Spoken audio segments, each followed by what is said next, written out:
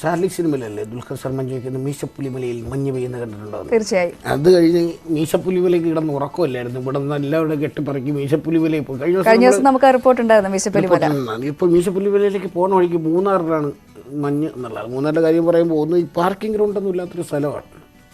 Christmas ദിനത്തിലേക്ക് record ജനക്കൂട്ടമാണ് വന്നതെന്ന് പറഞ്ഞത്. ഏതാണ്ട് 50,000 പേരൊക്കെ ഒരു ദിവസം വന്ന് എന്തോ കോവിഡാണ്. സാധാരണ ഇത്രയും നാൾ അടച്ചിട്ടിരിക്കുവായിരുന്നില്ലേ, അപ്പൊ തുറന്നു കൊടുത്തപ്പോഴത്തേക്കും സ്വാഭാവികമായിട്ടും എല്ലാവർക്കും അതിന്റെ ഒരു ആവേശവും ഉണ്ട്.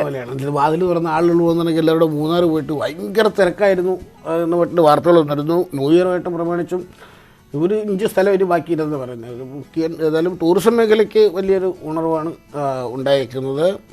മാത്രമല്ല മൂന്നാറിൻ്റെ തണുപ്പാണ് ഏറ്റവും ആകർഷണീയമായിട്ടുള്ളത്. നമുക്ക് ആ റിപ്പോർട്ടിലേക്ക് പോകാം.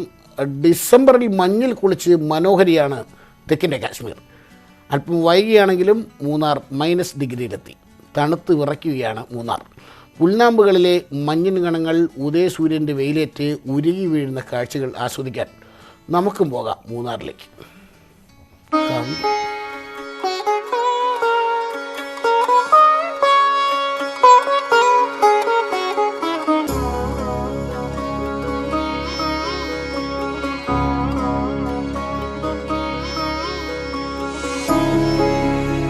പ്രകൃതിയുടെ പച്ചപ്പിൽ മഞ്ഞു പുതച്ചു മനോഹരമാണ് മൂന്നാർ.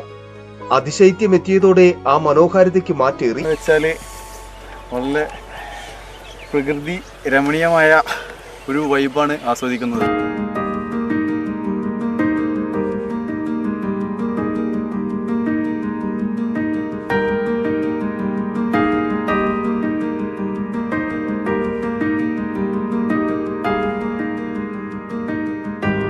ഏറ്റവും കൂടുതൽ തണുപ്പ് നയമക്കാട്, പള്ളിവാസൽ എന്നിവിടങ്ങളിലാണ്.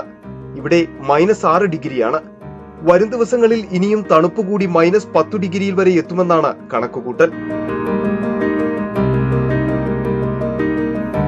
സന്ദീപ് രാജാക്കാട്, ന്യൂസ് 18 ഇടുക്കി. എന്തായാലും -10 ഡിഗ്രി ആവുന്ന സമയത്ത് മൂന്നാർ